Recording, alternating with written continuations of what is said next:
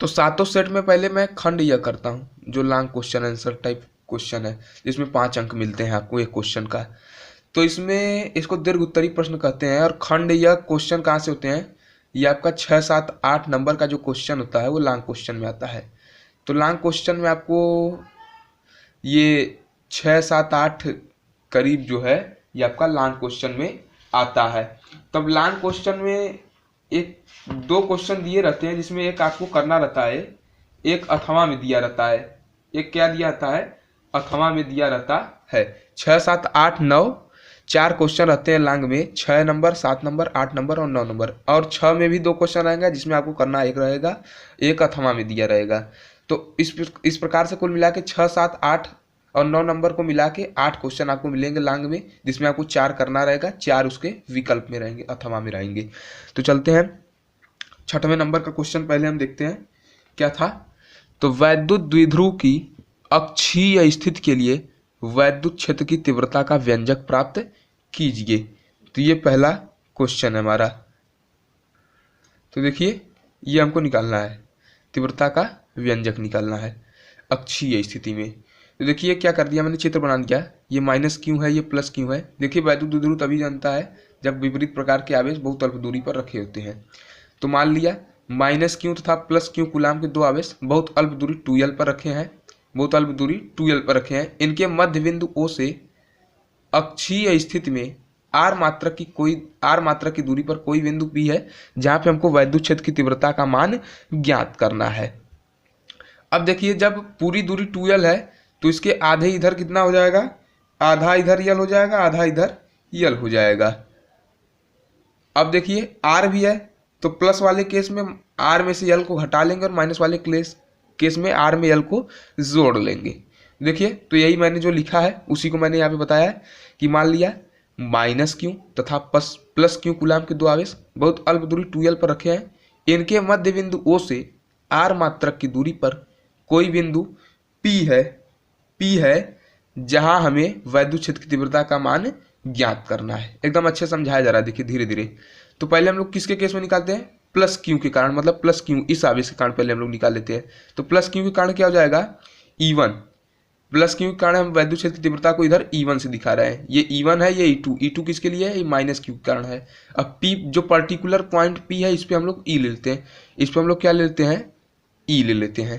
तो देखिए तो प्लस क्यू के कारण हम लोग क्या निकालेंगे, जैसे निकालते हैं आप E बराबर 1/4πε0 Q/r²। तो ऐसे ही फार्मूले पे रख दिया गया है। E1 बराबर 1/4πε0 प्लस क्यू बटे ये क्या हो जाएगा, R है, इसमें से प्लस क्यू के लिए मैंने क्या बताया, L को घटा लेते हैं। तो दूरी क्या ले लेंगे यहाँ पे, R माइनस L का होल स्क्वायर। माइनस क्यू के कारण निकालते हैं तो क्या हो जाएगा, E2 बराबर 1/4πε0 माइनस क्यू बटे में, अब माइनस के लिए पूछ रहे हैं तो इसमें R में हम L को ऐड कर लेते हैं, R प्लस L का होल स्क्वायर। ठीक, अब ऐड करना सब्सट्रैक्ट करना ये क्यों हुआ है ये आप देखेंगे।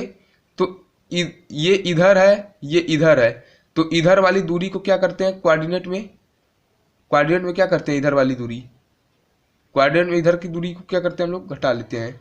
इधर की दूरी घटा लेते हैं, इधर की दूरी को जोड़ देते हैं। तो जोड़ घटा वाला है प्रोसेस किया हम लोग। E1 की वैल्यू ये दिया है, E2 वाला ये दिया है। अब बिंदु P पर हमको कुल वैद्युत क्षेत्र की तीव्रता निकालना, क्या करेंगे, E1 प्लस E2 कर लेंगे। तो E1 की वैल्यू क्या थी, 1/4πε0 प्लस क्यू बटे R माइनस L का whole square plus 1/4πε0 minus Q बटे R प्लस L का होल स्क्वायर। ठीक, तो अब देखिए हम लोग क्या कर लेते हैं यहाँ पे, अब देखिए हम लोग कर लेते हैं E बराबर, अब क्या हो जाएगा 1/4πε0 क्यू बटे R माइनस L का होल स्क्वायर। ये 1 नहीं है, यल है, ये यल है। ठीक, यल का होल स्क्वायर, ये हो जाएगा प्लस माइनस माइनस, तो हो जाएगा 1/4πε0 क्यू बटे R प्लस L का होल स्क्वायर। अब हम लोग इसको सॉल्व करते हैं, देखिए कैसे सॉल्व करेंगे। तो देखिए क्या हो जाएगा, क्यू बटे 4πε0 दोनों में था तो कॉमन कर लिया हमने इसको। तो क्यू बटे 4πε0 कॉमन कर लेंगे तो हो जाएगा बड़े कोष्टक में 1/R माइनस L का होल स्क्वायर, ये हो जाएगा माइनस, यहाँ ऐसे बीच में लगा देते हैं हम लोग, माइनस 1/R प्लस L का होल स्क्वायर ब्रैकेट बंद। अब क्या हो जाएगा, E बराबर क्यू बटा 4πε0। अब देखिए क्या कर लेते हैं, इसका इसके में तिर्यक गुणा, इसका इसके में तिर्यक गुणा, इनका आपस में ऐसे गुणा कर लेते हैं। मतलब ये यहाँ पे आ जाएगा तो आर प्लस एल का होल स्क्वायर माइनस ये यहाँ पे आ जाएगा आर माइनस एल का होल स्क्वायर, इनका आपस में कर लेंगे तो एक कोष्टक में ए माइनस बी, एक कोष्टक में ए प्लस बी, मतलब A square minus B square हो जाएगा। तो R square minus L square और इसके ऊपर स्क्वायर लगा, मतलब इनका स्क्वायर, बोथ का स्क्वायर, इनका गुणा करने पे जो आया उसका स्क्वायर। तो ई बराबर क्या हो जाएगा क्यू बट्टे 4πε0 आर प्लस एल का whole square minus R minus L का होल स्क्वायर बटे R square minus L square का स्क्वायर। अब इतना बेसिक आपको आना चाहिए, इसलिए थोड़ा सा हम तेज चल रहे हैं, नहीं तेज चलेंगे तो आपका आंसर नहीं हो पाएगा, ठीक ना। तो इसलिए थोड़ा सा तेज चलना मेरी मजबूरी है इस समय। तो ई बराबर क्या हो जाएगा क्यू बट्टे 4πε0, ये हो जाएगा, इसको हल करेंगे तो ए प्लस बी के होल स्क्वायर से तोड़ लेंगे इसको, तो हो जाएगा R square plus L square plus 2r l minus यहाँ पे क्या हो जाएगा R square plus L square minus 2r l, लेकिन चिन्ह आगे किसका है माइनस का, तो अंदर वाले में माइनस का प्रभाव पड़ जाएगा, तो जो चिन्ह प्लस वाला रहेगा उसको माइनस कन्वर्ट कर देगा और जो माइनस का रहेगा उसको प्लस में कन्वर्ट कर देगा।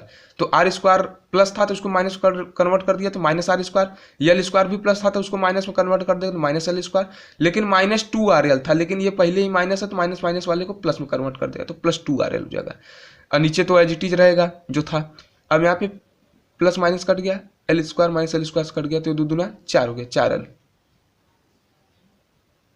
तो ई बराबर क्या हो जाएगा क्यू बट्टा 4πε0 4r l बट्टे R square minus L square का होल स्क्वायर। ठीक, इतना तो समझ में आ ही रहा होगा भैया आपको। अब देखिए क्या कर देंगे, if r is very very very greater than l, अगर r का जो मान है वह l की तुलना में काफ़ी ज़्यादा हो तो एल स्क्वायर को हम लोग क्या कर देंगे लगभग 0 मान लेंगे, नगण्य मान लेंगे, तो एल स्क्वायर की जगह हम लोग वैल्यू क्या पुट कर देते हैं 0, तो क्या हो जाएगा ई बराबर क्या हो जाएगा, ई बराबर हो जाएगा क्यू बटे 4π, जब आर जो है बहुत बड़ा होगा एल से तो एल स्क्वायर की वैल्यू और छोटी हो जाएगी, तो एल को हम लोग नगण्य मान लेते हैं, एल स्क्वायर को ही केवल नगण्य मानेंगे, एल को नहीं, एल स्क्वायर की वैल्यू 0 मान लेते हैं, एल स्क्वायर की वैल्यू लगभग 0 के हम लोग पुट कर देते हैं। तो ई बराबर क्या हो जाएगा क्यू बटे 4πε0 4r l बटे आर स्क्वायर माइनस 0 का होल स्क्वायर, तो हो जाएगा ई बराबर क्यू बट्टा 4πε0 4r l बटे आर स्क्वायर का स्क्वायर माने आर की घात 4। अब देखिए ऊपर आर है नीचे आर की घात 4 है तो कट जाएगा तो एक हो जाएगा ई बराबर क्यू बट्टा 4πε0 4l बटे आर क्यू।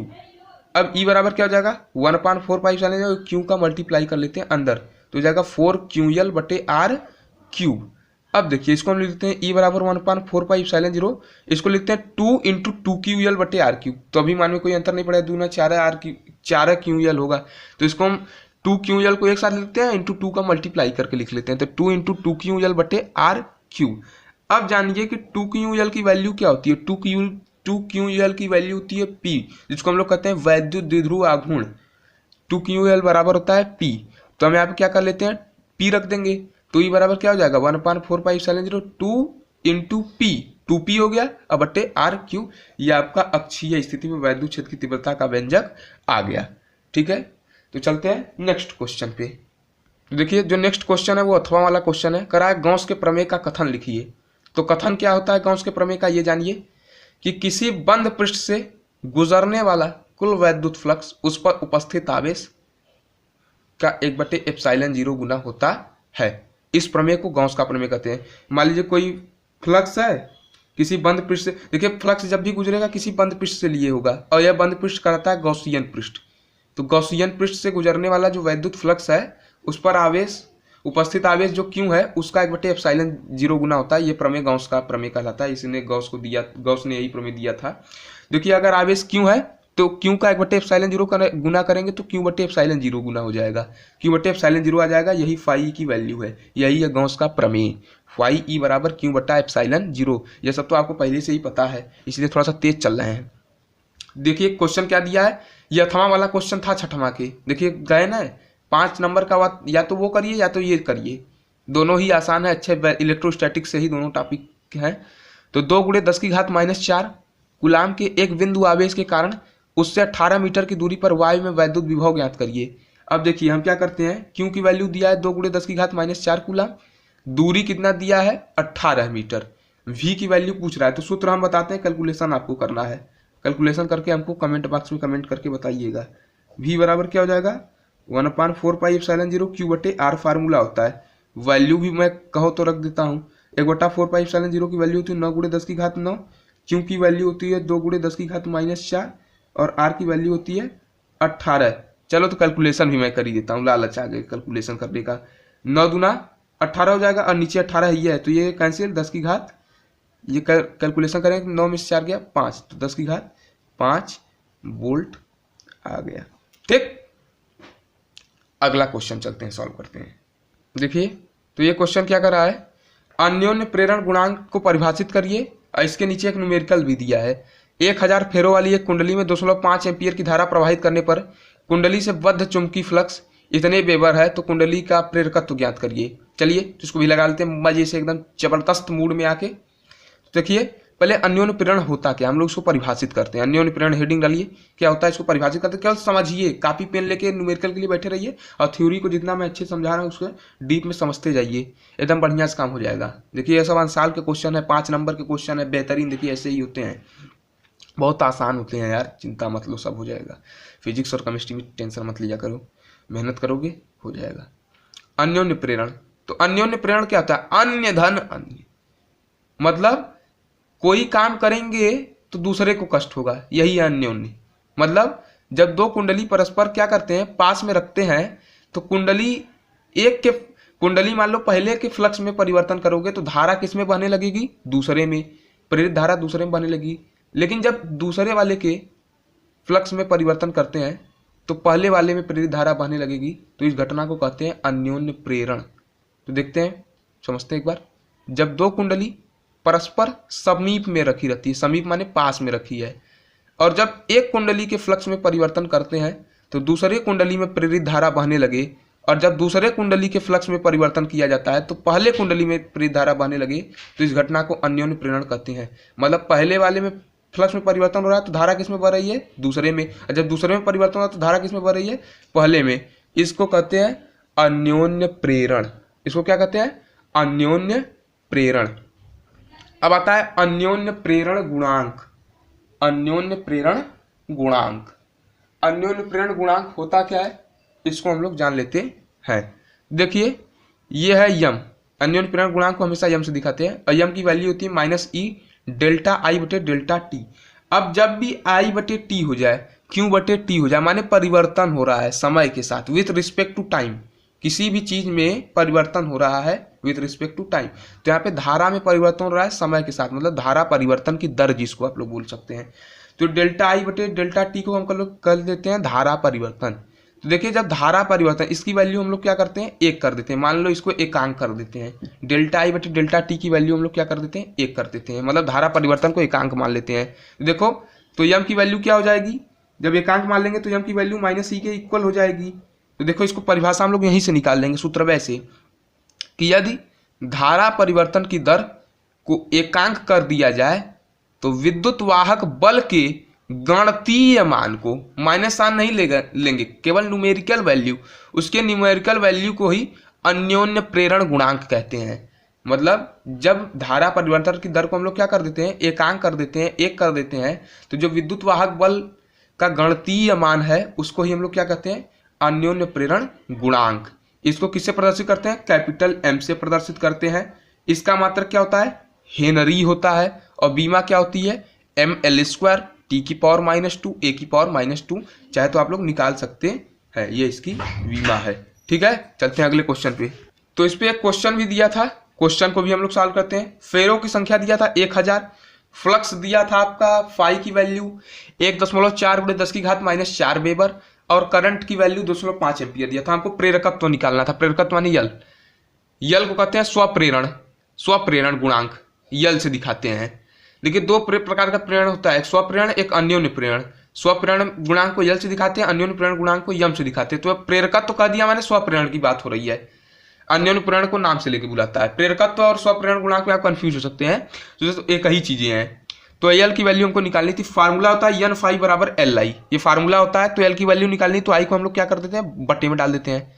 तो यहाँ से वैल्यू निकाल लेते हैं हम, एन की वैल्यू 1000 गुणे फाई की वैल्यू 1.4 × 10 की घात -4, और आई की वैल्यू 2.5 है, तो यहाँ पे हो जाएगा 1.4, ये क्या हो जाएगा 10 की घात 3 गुणे 10 की घात -4 बटे 2.5। तो यह आएगा 1/4 गुणे 10 की घात -1 अब बटे 2.5। ये चाहे तो नीचे आ जाएगा तो हो जाएगा 1/4 बटे 25, चाहे तो 10 का ऊपर नीचे गुणा कर लेते 14 बटे 250 हो गया। इतना हेनरी। चाहे तो आप सॉल्व करके इसको और इसके निकटतम में जा सकते हैं, डेसिमल में वैल्यू निकाल सकते, दशमलव में वैल्यू निकाल सकते हैं। चलते हैं नेक्स्ट क्वेश्चन पे। नेक्स्ट क्वेश्चन को हम लोग सॉल्व करते हैं। इसके अथवा वाला जो आएगा, इसके अथवा वाला जो क्वेश्चन है उसको हम लोग सॉल्व करते हैं। तो इसके अथवा में जो सवाल है वो है प्रत्यावर्ती voltage V = V0 sin omega t से प्रेरकत्व L तथा संधारित्र की धारिता C तथा प्रतिरोध R तीनों श्रेणी क्रम में जुड़े हैं। परिपथ की प्रतिबाधा Z व कलांतर फाई के लिए सूत्र ज्ञात करिए। मतलब LCR परिपथ की बात हो रही है, LCR सर्किट की बात हो रही है। तो पहले क्या कर लेते हैं, हम एक परिपथ बना लेते हैं, उसका समीकरण देते हैं। V बराबर प्रत्यावर्ती परिपथ का समीकरण दिया ही है, V बराबर V0, उसके वोल्टेज का समीकरण V बराबर V0 sin ओमेगा t। इसमें L C R तीनों किस क्रम में है, श्रेणी क्रम में। तो L को जोड़ लेते हैं श्रेणी क्रम में, C को जोड़ लेते हैं श्रेणी क्रम में, R को जोड़ लेते हैं। L वाले के लिए वोल्टेज क्या है VL, C वाले के लिए वोल्टेज क्या है VC, R वाले के लिए वोल्टेज क्या है VR। और कलांतर के लिए सूत्र बना लेते हैं। तो ऊपर वाला क्या है, वोल्टेज का कलांतर है VL, नीचे वाला धारिता का, ऊपर वाला वोल्टेज के लिए है VL, नीचे वाले धारिता के लिए वोल्टेज है VC। इन दोनों का ऊपर है, ये बीच वाला पोर्शन क्या हो जाएगा, इनका डिफरेंस हो जाएगा VL माइनस VC। नीचे आधार को हम लोग किससे डिनोट करते हैं VR। अब ये जब ये वैल्यू VL माइनस VC है तो यही वाली ये सम्मुख भुजाएं हैं, सामने वाली दूरी भी इतनी ही हो जाएगी VL माइनस VC के इक्वल। ये कर्ण जो आपका दिख रहा है ये V मान लेते हैं, ये 90 डिग्री है, ये आपका 90 डिग्री हो ही जाएगा। ये लंब है तो 90 डिग्री हो जाएगा। ये कलांतर फाई है, ये धारा का है इधर, और ये वोल्टेज के लिए ऊपर दिखाया गया है। ये लंबवत वोल्टेज का दिखा रहा है, ये धारा का। इसको हम करेंगे तो और अच्छे समझ में आएगा। तो मान लिया, लिखेंगे कैसे, मान लिया एक प्रत्यावर्ती परिपथ जिसके वोल्टेज का समीकरण क्या है दिया है। वोल्टेज का समीकरण क्या है, V बराबर V0 sin ओमेगा t। इस परिपथ में प्रेरकत्व L, धारिता C तथा प्रतिरोध R श्रेणी क्रम में जुड़े हुए हैं। तो देखिए अब इतना करने के बाद हम लोग कूद आएंगे इस पे, यहां से हम लोग फार्मूला जनरेट करेंगे प्रतिबाधा Z और कलांतर फाई का। तो प्रतिबाधा, अब देखिए आप लोग पाइथागोरस थ्योरम जानते हैं, कर्ण वर्ग बराबर आधार वर्ग धन लंब वर्ग। अब कर्ण क्या है यहाँ पे V, कर्ण क्या है V, तो V का स्क्वायर बराबर आधार स्क्वायर मतलब VR का स्क्वायर अब प्लस VL माइनस VC का होल स्क्वायर। तो V square is equal to VR का whole square plus VL minus VC का होल स्क्वायर। अब देखिए बात क्या है, अब VR, V बराबर IR होता है तो VR की वैल्यू क्या हो जाएगी IR। VL, लेकिन जब प्रेरकीय परिपथ है तो उसमें प्रतिरोध का काम प्रेरण प्रतिघात करता है, तो R को यहाँ पे XL से लेते हैं तो VL बराबर हो जाएगा IXL। लेकिन जब धारतीय परिपथ है तो उसमें प्रतिघात, उसमें जो रुकावट पैदा करता है वो होता है प्रेरकीय प्रतिघात, प्रेरण प्रतिघात। तो इसको IXC से दिखाते हैं, VC इक्वल टू IXC। तो VR की वैल्यू क्या है IR, VL की वैल्यू क्या है IXL, VC की वैल्यू IXC। तो VR की वैल्यू क्या रख लेंगे IR का होल स्क्वायर प्लस VL की वैल्यू क्या रख लेंगे IXL माइनस IXC का होल स्क्वायर।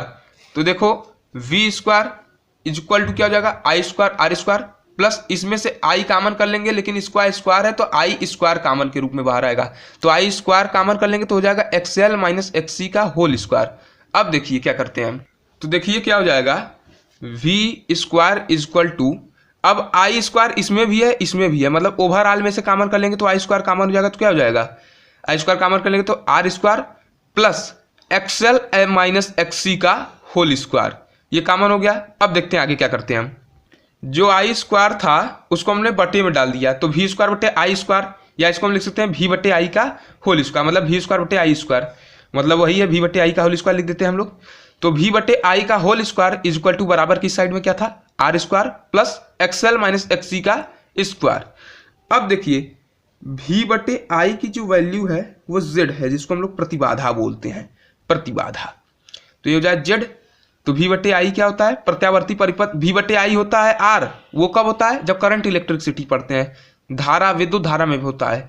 लेकिन जब प्रत्यावर्ती परिपथ में हम लोग पढ़ते हैं तो इसमें V बटे आई को प्रतिबाधा बोलते हैं परिपथ की, जेड जिसको दिखाते हैं जेड से, तो जेड स्क्वायर हो जाएगा। V बटे आई जेड है, इसका स्क्वायर माने जेड स्क्वायर बराबर R square plus XL minus XC का होल स्क्वायर।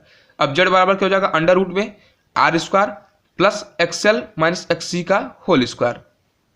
अब देखिए एक्सएल, चाहे तो एक्सएल की वैल्यू और एक्ससी की वैल्यू पुट कर लेते हैं। एक्सएल की वैल्यू होता है omega L, omega L. XC की वैल्यू क्या होता है, omega C, 1 omega C. Omega कहते हैं कोणीय वेग, एंगुलर वेलोसिटी, कोणीय वेग, कोणीय वेग, रेखीय वेग, ये सब लोग वृत्तीय सर्कुलर वेलोसिटी में पढ़े होंगे। वृत्तीय वेग, सर्कुलर वेलोसिटी एक चैप्टर था, सर्कुलर मोशन, उसमें आप लोग पढ़े होंगे। एक्सएल बराबर ओमेगा एल, एक्ससी बराबर 1 ओमेगा सी वैल्यू होती है। तो इस वैल्यू पुट कर लेंगे हम यहाँ पे जेड में। जेड बराबर क्या हो जाएगा, under root R square plus XL की जगह ओमेगा एल माइनस एक्ससी की जगह 1 ओमेगा सी का होल स्क्वायर। ये हो गया प्रतिबाधा का समीकरण। अब कलांतर, कलांतर माने tan फाई, कलांतर को हमेशा tan फाई से दिखाते हैं कलांतर। अब tan थीटा बराबर होता है लंब बटे आधार। तो लंब क्या था, VL माइनस VC, आप अभी चित्र में देखे थे। आधार क्या था, VR। तो VL माइनस VC बटे VR। VL की वैल्यू क्या थी वहां पे IXL, VC की वैल्यू क्या थी IXC, VR की वैल्यू क्या थी IR। चाहते तो हम लोग वैल्यू रख लेते हैं। तो I ऊपर से कॉमन कर लेंगे तो क्या हो जाएगा, XL माइनस XC, और नीचे IR है तो I से कैंसिल हो जाए तो हो जाएगा tan phi equal to XL minus XC बटे R। अब tan फाई बराबर क्या हो जाएगा, XL की value omega L minus XC की वैल्यू क्या हो जाएगा 1 ओमेगा सी बट्टे R। तो ये आपका आ गया इसका सूत्र। हाँ तो देखिए 8वें को हम कराते हैं। तो देखिए क्या करा है क्वेश्चन कि हाइगेंस के द्वितीयक तरंगिकाओं का सिद्धांत लिखिए, इसके आधार पर अपवर्तन की व्याख्या कीजिए। तो क्या कहा उन्होंने, इसके आधार पर अपवर्तन की व्याख्या करिए, ये हमको करना है। तो देखिए क्वेश्चन जो लिखा है उसके हिसाब से हम लोग इसको सॉल्व करते हैं। तो पहले क्या लिखा था, हाइगेंस के द्वितीयक तरंगिकाओं का सिद्धांत। तो द्वितीयक तरंगिकाओं का सिद्धांत जैसा कि आपको राजन सर ने पढ़ाया है, तो इस पे हम क्या करते हैं, इसको ऐसे ही ओरली हम आपको डिफाइन कर देते हैं। लेकिन जो सिद्ध करने वाली चीज़ है, जो अपवर्तन की व्याख्या करना है, उसको हम लोग थ्रू फिगर और विथ कॉपी देखेंगे। तो पहले देखिए हाइगेंस का प्रिंसिपल होता क्या है। हाइगेंस साहब ने क्या बताया कि पहला प्रकाश तरंगों के रूप में चलता है। पहली बात तो इन्होंने ये कही ना कि हाइगेंस जी ने कहा कि प्रकाश जो है तरंगों के रूप में संचरित होता है। और इन्होंने कहा कि जब किसी स्थित माध्यम में कहीं स्थिर बिंदुआ स्रोत से तरंगें निकलती हैं तो माध्यम के कण क्या करने लगते हैं, कंपन करने लगते हैं। माध्यम के कण कंपन करने लगते हैं। जिस पृष्ठ को इन्होंने तरंगाग्र कहा, और क्या कहा, तरंगाग्र कहा कि माध्यम में ऐसा पृष्ठ जिस पर स्थित सभी कण कंपन की समान कलाओं में हो, तरंगाग्र कहलाता है। नंबर 2 क्या कहा इन्होंने कि तरंगाग्र पर स्थित प्रत्येक कण एक नए तरंग, जो तरंगाग्र पर स्थित माध्यम के कण है वह एक नए तरंग स्रोत का कार्य करता है। यही नए तरंग स्रोत से क्या होता है, द्वितीयक तरंगिकाएं निकलती है। इन्हीं तरंगों से क्या निकलती है, सेकेंडरी वेवलेट्स निकलती है, द्वितीयक तरंगिकाएं निकलती हैं इन्हीं से। फिर तीसरा इन्होंने क्या कहा कि किसी क्षण द्वितीयक तरंगिकाओं को स्पर्श करके खींचा गया पृष्ठ उस स्थान पर, उस दशा में क्या कहलाता है, तरंगाग्र की नई स्थिति को दर्शाता है। उस दशा में क्या करता है, नई स्थिति को दर्शाता है। उस क्षण वह तरंगाग्र की नई कंडीशन, नई स्थिति को दर्शाता है। अब क्या होता है, तो यही था इन्होंने जो अपना दिया था हाइगेंस प्रिंसिपल। हाइगेंस प्रिंसिपल यही है, हाइगेंस प्रिंसिपल यही है। देखिए पहले क्या हुआ था कि प्रकाश कण के रूप में चलता है, न्यूटन ने कणिका सिद्धांत प्रतिपादित कर दिया। हाइगेंस ने वेव थ्योरी दे दी लाइट को लेकर, वेव जो है बता दिया। लेकिन जो डी ब्रोगली भैया थे, डी ब्रोगली, जब आप फोटो इलेक्ट्रिक इफेक्ट में पढ़ेंगे तो इन दोनों को मिला के बनता है प्रकाश। वहां पे कण के रूप में भी चलता है, तरंग। मतलब सबसे पहले बाप कौन निकले भैया? न्यूटन जी। न्यूटन का कणिका सिद्धांत, उन्होंने कणिका सिद्धांत बताया। फिर उनके बाबू साहब निकल गए भैया हाइगेंस साहब। हाइगेंस साहब ने वेव बता दिया। लेकिन इन दोनों के जो बाप थे वो थे डी ब्रोगली भैया। डी ब्रोगली ने बता दिया कि इन दोनों में ये दोनों नेचर पाए जाते हैं। फोटो इलेक्ट्रिक इफेक्ट, प्रकाश वैद्युत प्रभाव से पता चलता है। तो देखिए अपवर्तन की हम व्याख्या करने चल रहे हैं। तो अपवर्तन की हम लोग व्याख्या करने चल रहे हैं। तो देखिए क्या होता है, अपवर्तन की व्याख्या हम कैसे करेंगे, बहुत बेहतरीन ढंग से करेंगे। तो यह जेड जेड डैश एक पृष्ठ है। क्या है? जेड जेड डैश एक पृष्ठ है। जेड जेड डैश एक पृष्ठ है। इस पे क्या हो रहा है भैया? दो माध्यम, एक माध्यम एक माध्यम दो, माध्यम एक और माध्यम दो, दो ठो माध्यम है। और क्या हो रहा है? जेड जेड डैश है।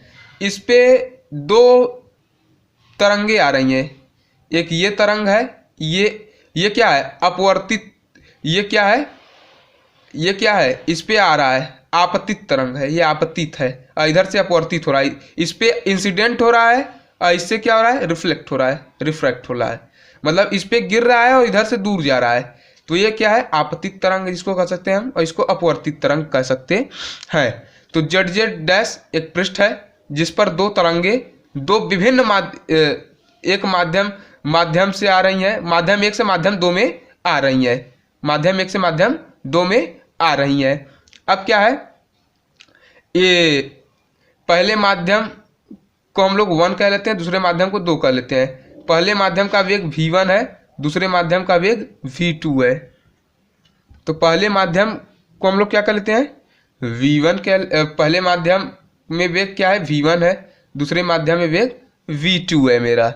अब देखिए क्या है, ये सबसे पहले क्या होता है, ये ए बी, ये ए और ए डैश, देखो क्या है ये। तो देखिए क्या है कि ये जेड जेड डैश एक पृष्ठ है, ये माध्यम 1 और माध्यम दो ठो भिन्न भिन्न है, माध्यम एक है, एक माध्यम 2 है। इसमें पहले का वेग v1 है, दूसरे में v2 है। अब क्या है, ये a है, बिंदु a है और ये बिंदु a डैश है। तो सबसे पहले जो z है, जो वो सबसे पहले पृष्ठ a से टकराता है, बिंदु a से टकराता है। सबसे पहले किससे टकराता है? बिंदु a से टकराता है, बिंदु a से टकराता है। उसके बाद क्या होता है, तो देखिए बिंदु a से टकरा रहा है। यहाँ पे तरंग और बिंदु a के बीच जो कोण बन रहा है वो I है, जिसको आप लोग क्या कहते हैं? आपतन कोण। और इस बिंदु A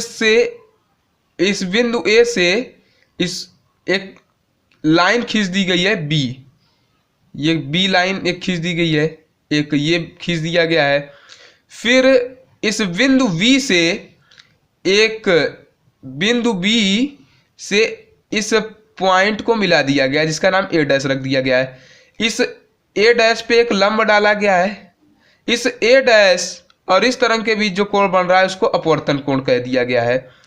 अब यहां से A डैश को इस B डैश से यहां से क्या करते हैं, इस दूरी माने दूरी क्या होता है, पहले देखिए दूरी क्या होता है? चाल गुणे समय। चाल दिया है आपके पास v1, अगर टाइम हम मान लेते हैं t, तो v1t हो गया चाल गुणे समय, v1 गुणे t, v1t। तो हम v1t दूरी मतलब v1t त्रिज्या का बिंदु A से एक चाप लगा लेते हैं, बिंदु A से v1t त्रिज्या का हम एक चाप लगा लेते हैं। देखिए ये चाप लगा लिए जिसका नाम हम b डैश देते हैं। इस b डैश को इस a डैश से मिला लेते हैं। इतना थ्योरी तो आप लोग बना चुना के लिख सकते हैं।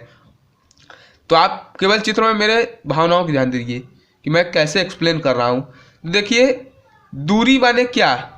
दूरी माने यहाँ से यहाँ तक, यहाँ से यहाँ तक, इस बिंदु A से इस B डैश के बीच की दूरी। तो देखो जितना समय B से A डैश को पहुँचने में लगेगा उतना ही समय A से B डैश को पहुँचने में लगेगा। लेकिन यहाँ पे वेग दूसरा है, दूसरा लग जाएगा। तो क्या हो जाएगा, पहले माध्यम के लिए दूरी तो चाल गुणे समय, तो पहले माध्यम में चाल क्या था? v1 और समय क्या था? t, तो v1t हो जाएगा। दूसरे माध्यम के लिए दूरी क्या हो जाएगा? चाल गुणे समय, तो दूसरे में v2 है वेग चाल, तो v2 गुणे t हो जाएगा। अगर दूसरा माध्यम सघन हो, मतलब ये क्या है? सघन, सघन माने ये डेंसर हो, और ये ऊपर विरल हो तो सघन माध्यम। जब घना रहेगा तब चलने में दिक्कत होगी तरंग को, कि जब विरल रहेगा तब, तो घना रहेगा तब। मतलब अगर माध्यम 2 क्या होगा, सघन होगा, तो माध्यम 2 में तरंग की चाल पहले वाले से कम होगी, क्योंकि ये तो क्या हो जाएगा आपका, ये आपका सघन हो जाएगा। सघन माध्यम में तरंग धीरे धीरे चलेगी, रास्ते में कई अवरोध आएंगे ना। अब पहले वाले माध्यम में क्या होगा, तेज चलेगा। तो V2 is greater than V1 हो जाएगा।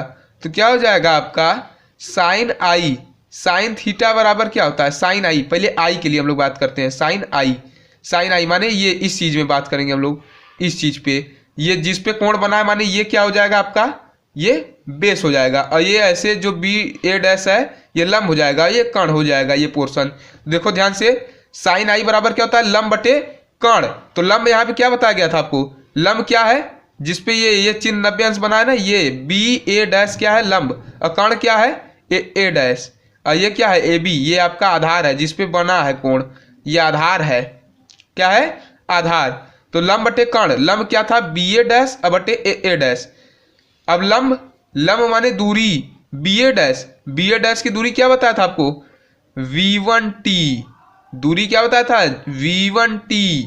तो यहाँ पे दूरी क्या हो जाएगा, V1T अपन A' ही रखिए, क्योंकि A' की वैल्यू आप नहीं निकाले हैं। साइन आर क्या हो जाएगा, उसी प्रकार लंब बटे कर्ण। अब साइन आर का बना लेते हैं हम लोग केस।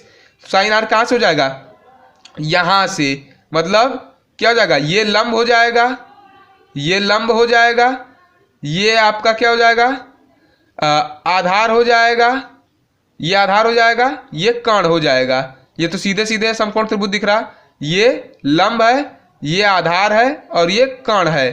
तो लंब बटे कर्ण, तो लंब माने क्या, ये AB' हो जाएगा, अब बटे कर्ण माने A'। तो AB' बटे A' हो जाएगा, AB' बटे A'।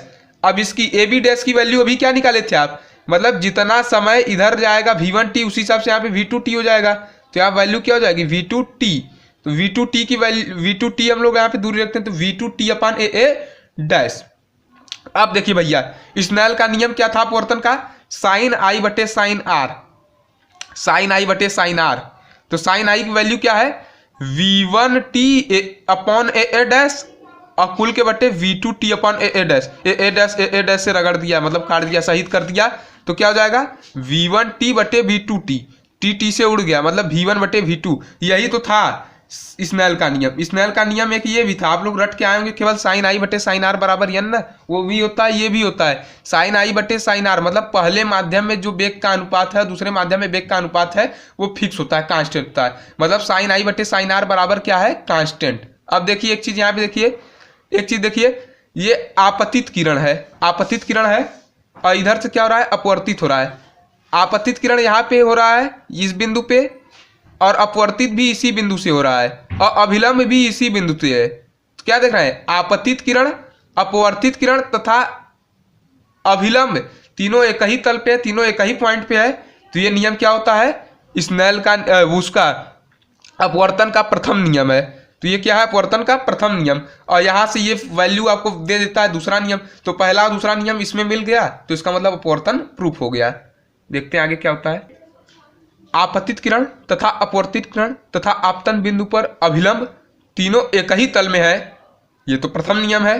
और साइन आई बटे साइन आर बराबर कांस्टेंट, ऐसी कांस्टेंट को हम लोग एन नाम देते हैं। एन माने अपवर्तनांक, एन माने अपवर्तनांक। यही स्नेल का नियम है, यही अपवर्तन का भी नियम है। ये पूरा जो है, ये दोनों पॉइंट मिल गया माने अपवर्तन प्रूफ हो गया। ठीक है, ये अपवर्तनांक है। एक होता है निरपेक्ष अपवर्तनांक। निरपेक्ष अपवर्तनांक माने निर्वात के सापेक्ष अपवर्तनांक। निर्वात के सापेक्ष अपवर्तनांक को निरपेक्ष अपवर्तनांक कहते हैं। ठीक, अब चलते हैं नेक्स्ट क्वेश्चन पे। देखिए इसके अथवा वाला क्वेश्चन क्या है कि दूरदर्शी की विभेदन क्षमता से क्या तात्पर्य है, इसमें बड़े द्वारक के अभिदृश्यक की आवश्यकता क्यों होती है। क्वेश्चन न्यूमेरिकल इस पे डाल दिया है। 50 सेंटीमीटर के अभिदृश्यक, 50 सेंटीमीटर द्वारक के अभिदृश्यक लेंस वाले दूरदर्शी की विभेदन सीमा कितनी होगी। अभिदृश्यक लेंस में आपतित प्रकाश की तरंग दैर्घ्य लैम्डा की वैल्यू 6000 एंगस्ट्रॉम है। देखिए यहाँ पे थोड़ा थ्योरी हम लिख रहे थे, गलत हो गया है, इसको हम बताते हैं एकदम अच्छे सफाई से। तो देखिए विभेदन क्षमता, तो विभेदन क्षमता क्या है, तो पहले इसको परिभाषित हम लोग कर लेते हैं बेहतरीन लैंग्वेज में। तो देखिए, दूरदर्शी द्वारा दूर स्थित दो समीपवर्ती वस्तुओं के प्रतिबिंब को अलग अलग स्पष्ट देखने की क्षमता को दूरदर्शी की विभेदन क्षमता कहते हैं। देखिए क्या होता है कि दूरदर्शी द्वारा जो दूर स्थित दो समीपवर्ती वस्तुओं के, मतलब जो दूर स्थित दो ठो पास में रखा हुआ वस्तु है, उसके प्रतिबिंब को जो अलग अलग स्पष्ट देखने की जो कैपेसिटी है, जो क्षमता है, उसी को कहते हैं दूरदर्शी की विभेदन क्षमता। विभेदन माने भेद करना, मतलब देखना है एक प्रकार से। तो जो दूर रखी दो पास में रखी दूर रखी दो समीपवर्ती वस्तुओं को अलग अलग उनके प्रतिबिंबों को देखने की जो क्षमता है, उसी को कहते हैं दूरदर्शी की विभेदन क्षमता। अब देखिए, विभेदन क्षमता के व्युत्क्रम को दूरदर्शी की विभेदन सीमा कहते हैं। एक चीज और भी जान लीजिए, आप लोग तो विभेदन क्षमता केवल पूछा था, लेकिन हम विभेदन सीमा को भी यहीं परिभाषित करें, जिससे कि अगर कभी विभेदन सीमा पूछ ले कोई आपसे, तो आप कंफर्म रहें कि यही डिफिनीशन होती है इसकी। देखिए, तो विभेदन क्षमता का अगर उल्टा कर देंगे तो क्या वैल्यू आपको मिल जाएगी, क्या मिल जाएगा आपको, विभेदन सीमा। तो विभेदन सीमा कैसे परिभाषित करेंगे, विभेदन क्षमता के व्युत्क्रम को विभेदन सीमा कहते हैं दूरदर्शी की। देखिए, तो विभेदन क्षमता का फार्मूला क्या होता है, ये उसका व्युत्क्रम वो इसका व्युत्क्रम। तो विभेदन क्षमता बराबर होता है 1/2, 1 विभेदन सीमा, दो नहीं, 1 विभेदन सीमा। विभेदन इसका फार्मूला होता है विभेदन क्षमता बराबर सीधे D/1.22 लैम्डा, 1.22 लैम्डा। अब विभेदन सीमा की वैल्यू निकालना होगा, तो इसको यहाँ भेजेंगे, इसको यहाँ भी भेज देंगे, तो 1 विभेदन क्षमता। तो ये जो विभेदन क्षमता वाला फार्मूला आया, इसको बटे में डाल देंगे, तो इसका ये अपोजिट हो जाएगा, उल्टा है ना, तो ये वैल्यू ऊपर चली जाएगी और नीचे चली जाएगी, नीचे वाला ऊपर, ऊपर वाला नीचे। तो ये वैल्यू नीचे थी तो ये ऊपर गई, तो 1.22 लैम्डा हो गया, और नीचे डी हो गया 1.22 लैम्डा बट्टा डी। अब देखिए क्या है, दूरदर्शी दूर की वस्तुओं को देखने के काम आता है। जो हाँ, एक चीज और जान लीजिए, क्यों हम लोग बड़े द्वारक का अभिदृश्यक लेंस प्रयोग करते हैं, ये क्वेश्चन आया था ना, तो उसके लिए हम बता रहे हैं। देखिए, तो दूरदर्शी दूर की वस्तुओं को देखने के काम में आता है, जो प्रायः सूर्य के प्रकाश में देखी जाती है। इस प्रकार तरंग दैर्घ्य पर हमारा कोई नियंत्रण नहीं होता है, अतः विभेदन क्षमता को घटाने या बढ़ाने के लिए बड़े द्वारक का अभिदृश्यक लेंस प्रयोग किया जाता है। तो देखिए, जो आपका देखो थ्योरी में खुद का लिखा हूँ, ये कहीं से नकल आप कॉपी नहीं पाएंगे, ये बेस्ट तरीके से एकदम बताया गया है इजी वे में, इसीलिए आपको मजा आता है मेरा पढ़ने में। तो मजा आएगा क्योंकि इजी वे में भाई, फिजिक्स ऐसी चीज है जिसको आप रट नहीं सकते। फिजिक्स को आप जितना इसके डीप में जाएंगे, जितना इसके गहराई में जाएंगे, उतना आपको मजा आएगा। तो देखिए, कहा था कि बड़े द्वारक का अभिदृश्यक लेंस क्यों प्रयोग करते हैं, तो उसका मेन कारण है कि विभेदन क्षमता को कंट्रोल करना, अर्थात विभेदन क्षमता को घटाने या बढ़ाने के लिए हम बड़े द्वारक का अभिदृश्यक लेंस करते हैं। और बड़े द्वारक का अभिदृश्यक लेंस लेने से प्रतिबिंब भी चमकीला प्राप्त होता है। एक कारण ये भी है कि बड़े द्वारक का अभिदृश्यक लेंस लेने से हमको प्रतिबिंब क्या होता है, ब्राइट प्राप्त होता है, चमकीला प्राप्त होता है। अब एक क्वेश्चन था कि वैल्यू दी हुई थी आपको, उसका हमको क्या निकालना था, विभेदन सीमा, विभेदन सीमा न्यूमेरिकल दिया था इसी में। देखिए 5 नंबर क्वेश्चन, इतना पापड़ बेलना पड़ेगा भाई आपको। डी की वैल्यू दिया था 50 सेंटीमीटर, 50 सेंटीमीटर माने 50 × 10⁻² मीटर, अर्थात 5 × 10⁻1 मीटर। डी की वैल्यू दी हुई थी 50 सेंटीमीटर द्वारक के अभिदृश्यक लेंस, तो डी की वैल्यू थी ये। विभेदन सीमा पूछ रहा है, विभेदन सीमा को लिख लेते हैं हम। लैम्डा की वैल्यू क्या है, 6000 एंगस्ट्राम। एंगस्ट्राम को मीटर में कन्वर्ट कर लेंगे तो 1 एंगस्ट्राम में होता है, लिख लीजिए 1 एंगस्ट्राम बराबर 10⁻10 मीटर। 1 एंगस्ट्राम बराबर 10⁻10 मीटर, तो 6000 × 10⁻10 मीटर, तो ये हो जाएगा 10⁻3, इसको लिख सकते हैं, और 10⁻10 सही है तो कम कर लेंगे तो 10⁻7 हो जाएगा, 6 × 10⁻7 मीटर। तो ये वैल्यू क्या आ गई, डी की वैल्यू, ये लैम्डा की वैल्यू आ गई। अब विभेदन सीमा निकालना है हमको, क्या निकालना है, विभेदन सीमा। तो विभेदन सीमा का फार्मूला आप लोग जानते हैं, क्या जानते हैं, 1.22 लैम्डा अपॉन डी। तो उस फार्मूले पे हम लोग वैल्यू रख के कैलकुलेट करते हैं, देखते हैं क्या आता है आंसर। देखिए, विभेदन सीमा बराबर हो गया 1.22 लैम्डा बटे डी।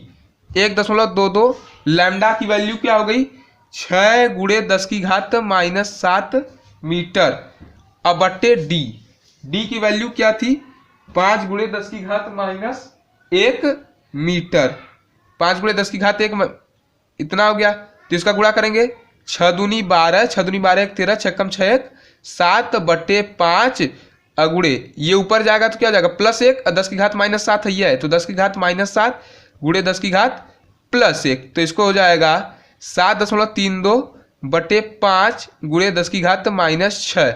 इसको सॉल्व करिए क्या हो जाएगा 7 एकम 7 हो जाएगा, 1 बचा 2 बचा ये दशमलव तो 23 हो गया, 5 चौका 20, 5 चौका 20, 3 हो गया 5 छक 30, 1.464 गुणे 10 की घात -6 ये आपका आंसर करीब करीब आएगा। ठीक है, इसका मात्रक नहीं होगा, क्यों नहीं होगा क्योंकि लैम्डा भी मीटर में है, नीचे डिस्टेंस भी मीटर, मीटर मीटर कट गया तो मात्रक क्या कुछ नहीं होगा।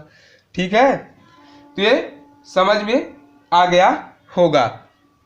तो देखिए जो 9वां क्वेश्चन है आपका उसको हम नहीं करा रहे हैं क्योंकि वो आगे के चैप्टरों से है। जो चैप्टर आपको राजन जी ने पढ़ाया है अभी तक फिजिक्स में केवल हम उसी से करा रहे हैं। क्यों करा रहे हैं, क्योंकि उससे कराने पे आपको समझ में आ रहा है। अगर अभी हम थोड़ा सा एंड गेट और गेट नॉर गेट ये सब का क्वेश्चन लगे कराने तो आपके पल्ले ही नहीं पड़ेगा क्योंकि वो आपको पढ़ाया नहीं गया है। तो जो आपको पढ़ाया गया केवल हम वही सॉल्व करा रहे हैं। तो 9वां क्वेश्चन जो है वो आपको अभी नहीं पढ़ाया गया है, एक एलईडी का है, मतलब वो डिजिटल इलेक्ट्रॉनिक्स का पार्ट है। दोनों क्वेश्चन डिजिटल इलेक्ट्रॉनिक्स से हैं, तो दोनों क्वेश्चन अभी आपको नहीं करा रहे हैं, तो इसलिए हम दूसरे सेट पे चलते हैं, दूसरे सेट का क्वेश्चन सॉल्व करते हैं। चलिए दूसरे सेट का क्वेश्चन भी सॉल्व कर लेते हैं, कुछ देखते हैं कैसा क्वेश्चन है। देखिए सेट 2 का जो मॉडल अनसॉल्व पेपर है 2019 का, ये अभी ये परीक्षा में ये जो 2019 का 7 सेट था उसमें से ये सेट अभी नहीं है, अभी वो सेट मेरे पास आया नहीं है, तो आ जाएगा तो मैं आपको उसको सॉल्व कराऊंगा। तब तक राजीव प्रकाशन ने 2019 में 5 मॉडल तैयार किए थे एनसीईआरटी पैटर्न के, उसी 5 मॉडल पेपर को मैं सॉल्व करा रहा हूँ जिससे आपको ये पता चले कि किस टाइप का पेपर आता है। तो इसी टाइप का पेपर आता है। तो इसमें भी पहले देखिए, पहले हम 5 नंबर वाला क्वेश्चन क्यों कर रहे हैं, बात ये आती है। 5 नंबर वाला क्वेश्चन ये कर लेते हैं क्योंकि 5 नंबर वाले क्वेश्चन में मैक्सिमम आपका 3-2 का पार्ट कवर होता है। 5 नंबर का क्वेश्चन में 3-2 का पार्ट कवर हो जाता है। तो 5 नंबर का जब हम क्वेश्चन कराएंगे तो 3-2 आपका धीरे धीरे कवर हो जाएगा। तो हम पहले 7 सेट 5 सेट आपका जो लिए हैं तो 5 का पहले हम 5 नंबर वाला करा देंगे। तो 5 नंबर वाला जब हम करा देंगे आपको तो हमारे पास बचेगा क्या, 3 नंबर 2 नंबर 1 नंबर। तो 3 वाले में अधिकतर थ्योरी होता है जिसको हम आपको ऐसे ही ओरली बेहतरीन तरीके से बता देंगे, कुछ न्यूमेरिकल रहते हैं उसको लिख के लगाएंगे। तो 3 नंबर 2 नंबर में ज़्यादा टाइम लगेगा। 1 नंबर वाला तो आप लोग जानते हैं, 1 नंबर वाला वही होता है आपका बहुविकल्पी होता है, 1 नंबर के वही छोटे छोटे क्वेश्चन होते हैं 1-1 लाइन वाले, तो उसको हमको ज़्यादा समय नहीं देना है, हमको 5 नंबर 3 नंबर पे ज़्यादा फोकस करना है। तो पहले हम 5 नंबर कराते हैं, उसके बाद 3 नंबर करा लेंगे, फिर उसके बाद 2 1 तो ऐसे ही एक बार लाइव क्लास लेके उसको हम खत्म कर देंगे। ठीक है, तो चलते हैं दूसरे सेट का हम लोग कर रहे हैं खंड या लॉन्ग आंसर टाइप। शुरू कहाँ से होगा, 6वें नंबर से होगा। 6वें से 9 तक आपका होता है। तो जितना हमको पढ़ाया गया रहेगा उसमें मैच करेगा, जितना हम वो कराएंगे, जो नहीं पढ़ाया रहेगा उसको हम जब दोहराएंगे तो उसमें आपको पूरा करा देंगे जब राजन सर पढ़ा लेंगे। उनका अभी धीरे धीरे खत्म है फिजिक्स, तो आप लोग चिंता न करिए कि बहुत धीरे चल रहा है या चल रहा है वह चल रहा है, 2-3 चैप्टर और है खत्म हो जाएगा। देखिए इसमें जो 6वां क्वेश्चन है वो आपका ये है कि एक वृत्ताकार, ये गलत है, एक समांतर प्लेट संधारित्र कैपेसिटर वाले चैप्टर से क्वेश्चन डाल दिया है। 5 नंबर का क्वेश्चन है ये। 5 नंबर का क्वेश्चन आता है 6वें से 9वें तक, 6 7 8 9 मतलब 5 चौका 20 नंबर। और इसमें क्वेश्चन कैठो आता है, 8 क्वेश्चन आता है 6 से 9 में पूरा। 8 में आपको 4 ठो करना रहेगा, 4 ठो अथवा दिया रहता है। तो देखिए ये 6वां क्वेश्चन है तो ये कर रही है, चाहे इसके अथवा में कोई क्वेश्चन दिया जाएगा तो हम ये भी करेंगे, अथवा वाला भी सॉल्व कराएंगे। जिसको मजा आएगा वो ये करेगा, जिसको मजा आएगा वो करेगा। देखिए तो आप लोग को मजा लीजिए भाई, इंटरेस्ट जनरेट करिए आप। देखिए तो एक समांतर प्लेट संधारित्र की प्रत्येक प्लेट का क्षेत्रफल A है तथा दोनों प्लेटों के बीच की दूरी D है। दोनों प्लेट के बीच परावैद्युत दोनों प्लेटों के बीच परावैद्युत की एक प्लेट पड़ी है जिसका परावैद्युतांक K है। यदि संधारित्र की एक प्लेट पर +Q आवेश तथा दूसरी प्लेट पर -Q आवेश हो तो परावैद्युत प्लेट के पृष्ठ पर परावैद्युत प्लेट के पृष्ठ पर कितना प्रेरित आवेश उत्पन्न होगा। तो चलिए हम इनको करते हैं भैया मजे से। क्या होगा इसका, तो देखिए यह हम बना लेते हैं एक संधारित्र का पृष्ठ, संधारित्र का पृष्ठ बना लिए। इस पे मान लीजिए हम प्रेरित आवेश, इधर वाला हमेशा माइनस रहता है, इधर वाला प्लस होता है, जिससे कि इनको जोड़ने पे ये न्यूट्रल हो जाए। तो इधर माइनस है, इधर प्लस है, इधर इसके अंदर वैद्युत क्षेत्र की तीव्रता वेक्टर ई है, वेक्टर से दिखाया विद्युत क्षेत्र की तीव्रता सदिश राशि होती है, इसको वेक्टर लगाते हैं हम लोग, ठीक है। तो वेक्टर ई से इस पर प्रेरित आवेश माइनस क्यू डैश है और इस पे प्लस क्यू डैश है। इन दोनों प्लेट पे देखिए ये, अब ये तो संपूर्ण पृष्ठ था, लेकिन अब प्लेट को अलग अलग कर दिया गया, एक प्लेट ये कर दिया गया, एक प्लेट ये कर दिया गया है। तो इस पे एक प्लेट पे प्लस रहता है, एक प्लेट पे माइनस रहता है, तो प्लस वाले पे प्लस क्यू आवेश है और माइनस वाले पे माइनस क्यू आवेश है। ये तो प्रेरित आवेश है, ये क्या है, प्रेरित आवेश है। ये जो ये प्रेरित आवेश है, ये इनका अलग अलग आवेश है प्लेट का। तो देखिए अब प्लेटों के बीच जो है निर्वात है, प्लेटों के बीच कैसा माध्यम है, निर्वात है। तो निर्वात की वैद्युत क्षेत्र की तीव्रता E0 से ली गई है, निर्वात के लिए E0 प्रयोग किया जाता है, ठीक है। देखिए अब हम हल करते हैं। तो देखिए क्या करते हैं हम कि इसको सॉल्व करते हैं। देखिए क्या है कि मान लिया संधारित्र के प्लेटों के पृष्ठ पर प्रेरित आवेश क्रमशः माइनस क्यू डैश तथा प्लस क्यू डैश है, तथा उनके बीच वैद्युत क्षेत्र की तीव्रता ई है। इनके बीच वैद्युत क्षेत्र की तीव्रता हम लोग ई से दिखाते हैं, जबकि प्लेटों के बीच क्या है, निर्वात है, जहां पे वैद्युत क्षेत्र की तीव्रता हमको E0 से लिए है। देखिए क्या होगा, तो एक फार्मूला होता है E0 बराबर Q बटे A एप्सिलॉन 0। ये फार्मूला अगर ना जानते हो तो जान जाए, E0 बराबर होता है Q बटे A एप्सिलॉन 0, ठीक है। ये फार्मूला होता है, ये फार्मूला होता है, ठीक है। तो ये जान जाइए E0 बराबर Q बटे A एप्सिलॉन 0, जहां पे एप्सिलॉन 0 क्या है, निर्वात की वैद्युतशीलता, और E0 क्या है, निर्वात की वैद्युत क्षेत्र की तीव्रता। ये प्लेटों के बीच जो निर्वात है उसका वैद्युत क्षेत्र की तीव्रता दिया है, ठीक है। तो E0 बराबर क्या होगा, Q बटे A एप्सिलॉन 0। अब देखिए प्रेरित आवेश के कारण प्लेटों के बीच उत्पन्न वैद्युत क्षेत्र, अभी तो हम लोग प्लेटों के बीच निर्वात में वैद्युत क्षेत्र निकाले हैं, लेकिन अब जो प्रेरित आवेश के कारण जो प्रेरित आवेश के कारण उत्पन्न वैद्युत क्षेत्र है उसको निकालते हैं। तो प्रेरित आवेश कारण जो वैद्युत क्षेत्र है उसको हम लोग ई डैश लेते हैं। ये तो इनके बीच का क्षेत्र है ना, हम क्या करते हैं ई डैश ले लेते हैं। मान लो प्रेरित आवेश कारण जो वैद्युत क्षेत्र है, तो ई डैश बराबर क्या हो जाएगा, ई डैश बराबर क्या हो जाएगा, उसको मान लो उसके आवेश को हम लोग क्यू डैश से लेते हैं, है तो क्यू और माइनस क्यू डैश और प्लस क्यू डैश, लेकिन हम लोग केवल मैग्नीट्यूड को लेते हैं, वो माइनस साइन है उनका डायरेक्शन के लिए। तो ये क्या होगा, क्यू डैश लेते हैं, माइनस साइन को हम लोग निग्लेक्ट कर देते हैं। तो क्यू डैश बराबर क्या हो जाएगा, A एप्सिलॉन 0। जैसे यहाँ पे हुआ Q बटे एप्सिलॉन 0, तो यहाँ पे हम लोग क्यू डैश मान लेते हैं और इसको ई डैश मान लेते हैं। तो ई डैश बराबर क्या हो जाएगा, क्यू डैश बटे A एप्सिलॉन 0, ठीक है। अब चलते हैं हम अगले, चलते हैं इसको और बढ़िया से डिराइव करते हैं। अब देखिए जो ई डैश है तथा E0, मतलब जो प्लेटों के बीच प्रेरित आवेश कारण वैद्युत क्षेत्र की तीव्रता है और जो आपका निर्वात की वैद्युत क्षेत्र की तीव्रता है, वो डायरेक्शन में क्या है, बराबर है, दिशा बराबर है उनकी। तो अतः परिणामी वैद्युत क्षेत्र की तीव्रता हम लोग क्या कर देंगे, E की वैल्यू जो परिणामी हम लोग निकाल रहे हैं वो अंदर वाला E, उसको हम लोग क्या करते हैं E0 माइनस ई डैश कर लेते हैं, E0 माइनस ई डैश कर लेते हैं। तो हो जाएगा क्या, क्यों E0 माइनस ई डैश किया गया, क्योंकि ई डैश तथा E0 की दिशा क्या है, बराबर है, और जब बराबर रहेगी दिशा तो हम लोग परिणामी इससे निकालेंगे। तो E बराबर E0 माइनस ई डैश। अब देखिए E0 की वैल्यू क्या आई थी, Q बटे A एप्सिलॉन 0, और ई डैश की वैल्यू क्या आई थी, Q डैश बटे A एप्सिलॉन 0। तो हम लोग A एप्सिलॉन 0 क्या है, लसन लेते हैं, अर्थात कॉमन ले लेते हैं। तो E बराबर क्या हो जाएगा, 1/A एप्सिलॉन 0 ब्रैकेट में Q माइनस Q डैश हो गया। लेकिन एक फार्मूला ये भी होता है, E और E0 के बीच एक रिलेशन ये भी होता है, E बराबर E0 बटा K, ये फार्मूला होता है, आप लोग ना जानते हो जान जाइए। E बराबर E0 बटा K, मतलब जो माध्यम में वैद्युत क्षेत्र की तीव्रता है वो निर्वात की वैद्युत क्षेत्र की तीव्रता तथा परावैद्युतांक के बराबर, परावैद्युतांक के अनुपात के बराबर होता है। तो E0 की वैल्यू आप अभी क्या निकाले थे आगे, क्यू बटे ए एप्सिलॉन जीरो।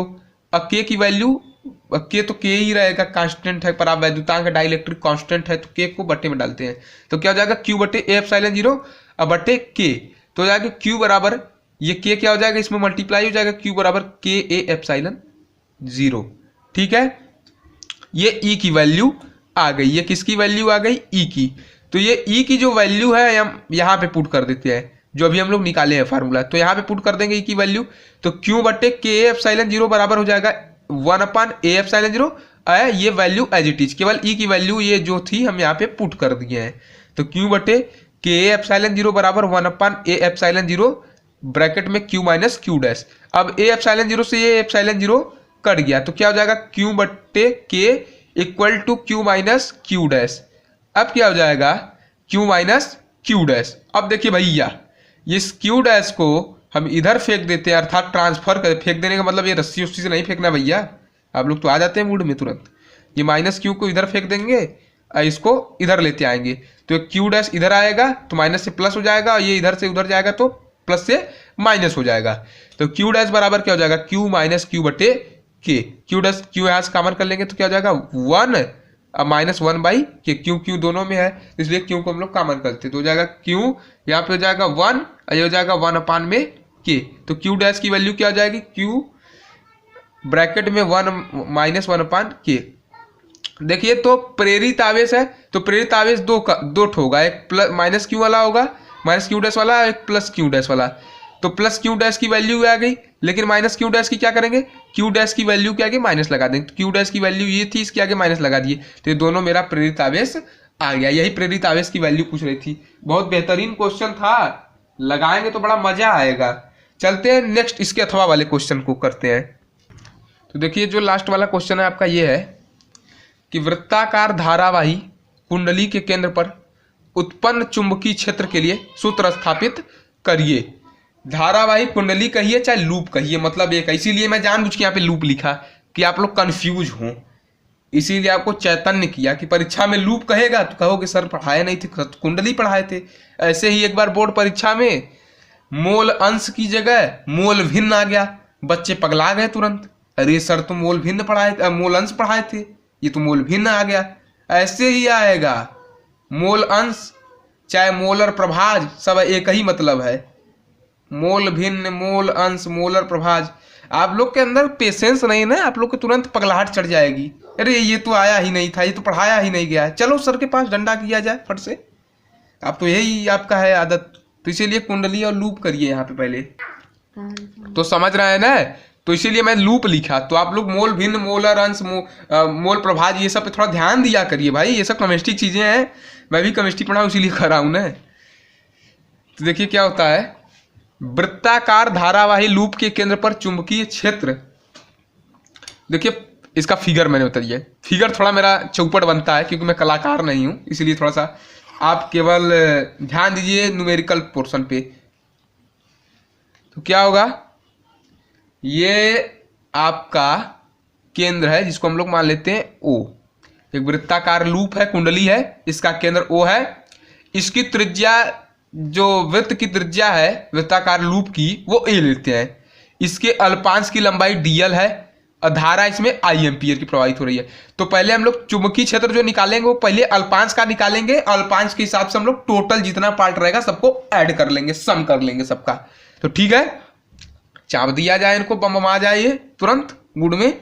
देखिए क्या होगा कि मान लिया एक वृत्ताकार धारावाही लूप जिसकी त्रिज्या A है, जिसमें I एम्पियर की धारा प्रवाहित हो रही है, इसके अल्पांश की लंबाई क्या है dl है। जो मैंने चित्र में दिखाया उसको बस केवल अपनी भाषाओं में लिख लिए आप लोग किताबी कीड़े हैं ना भाई, आप किताब का रट्टा मारेंगे तभी ना कहाएंगे फिजिक्स, आपको आती है, रट्टा वट्टा मत मारा करो, जितना बचाया जाए बस उतना बेहतरीन तरीके से तैयार कर लो, बोर्ड में 90+ आ जाएंगे, समझ रहे हो ना।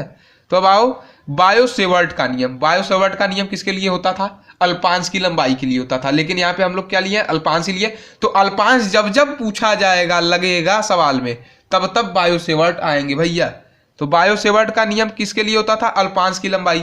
तो जब अल्पांश की लंबाई आप लोग लेते हैं तो अल्पांश का चुंबकीय क्षेत्र आता है, जब अल्पांश का चुंबकीय क्षेत्र आता है तो डेल्टा शब्द लगता है। डेल्टा को आप लोग चिन्ह बना के ऐसे लिखिए, चाहे डी से दिखाइए, यानी परिवर्तन।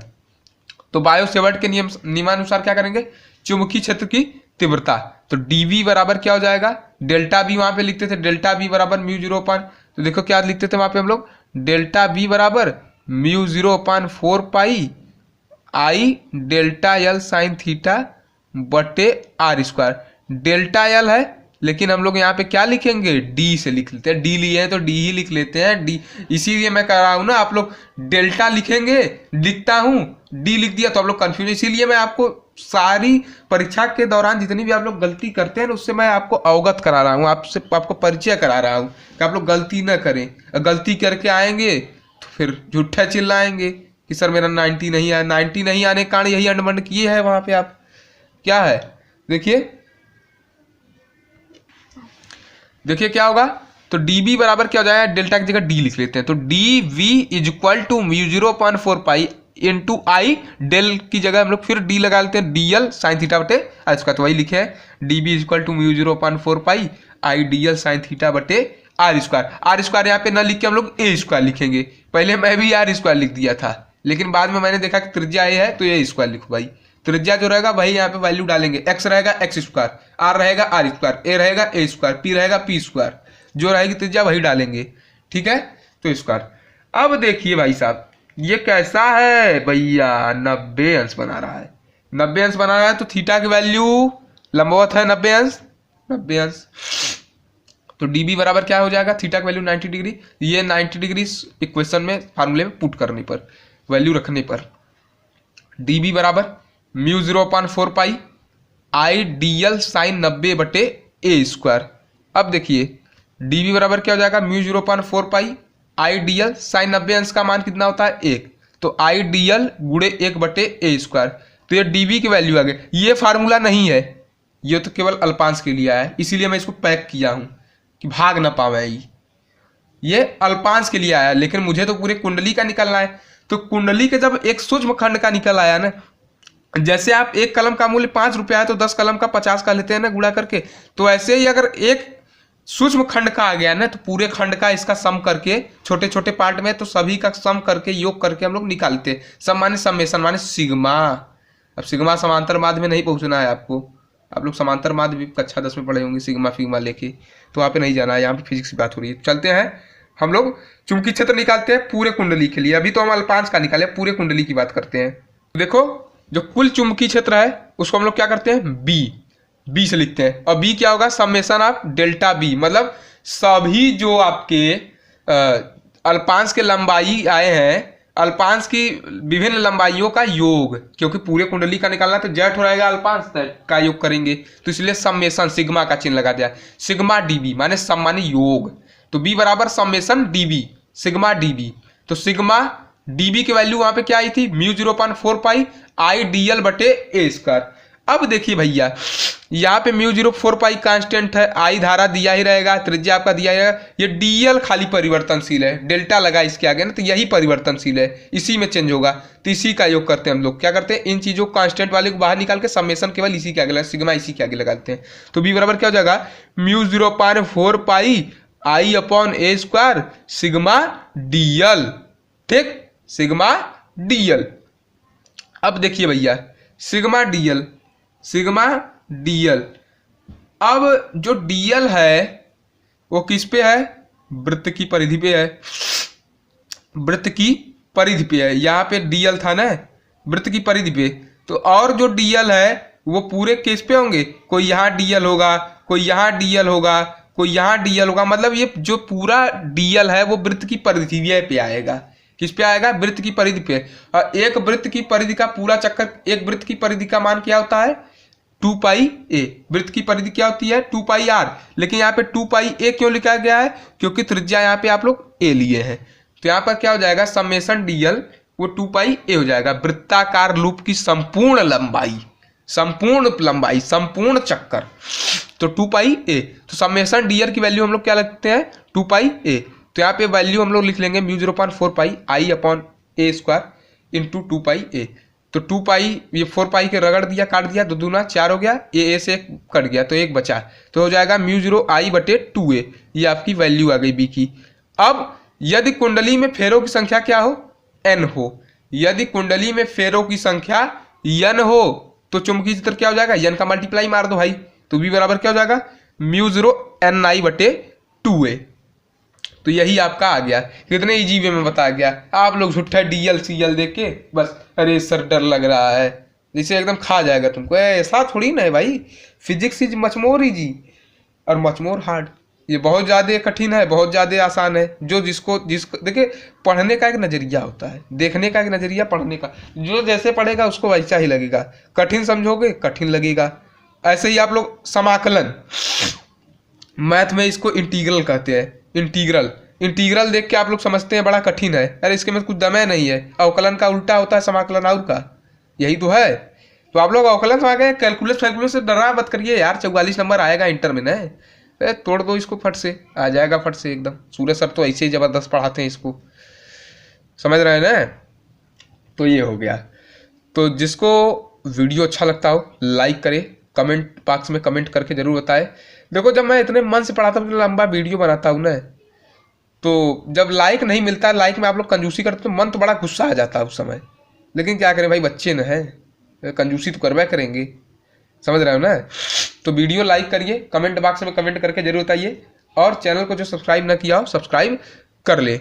मैं ज़्यादा इसका जो कुछ बचा हुआ पार्ट है 7वां 8वां 9वां नंबर का, उसको मैं अगले वीडियो में कराऊंगा, क्योंकि काफ़ी ज़्यादा वीडियो लंबा हो जाता है। तो जब लंबा हो जाता है तो आपके पास पहुंचाने में थोड़ा तकलीफ होती है, दिक्कत हो जाता है, टेक्निकल इशू होने लगता है। तो इसीलिए हम लोग एक सीमा तक ही वीडियो शूट कर पाते हैं, जिससे कि आप लोग को भी दिक्कत ना हो, हमको भी दिक्कत ना हो। तो चलिए, कल के लिए धन्यवाद, फिर मिलते हैं नेक्स्ट वीडियो अपने।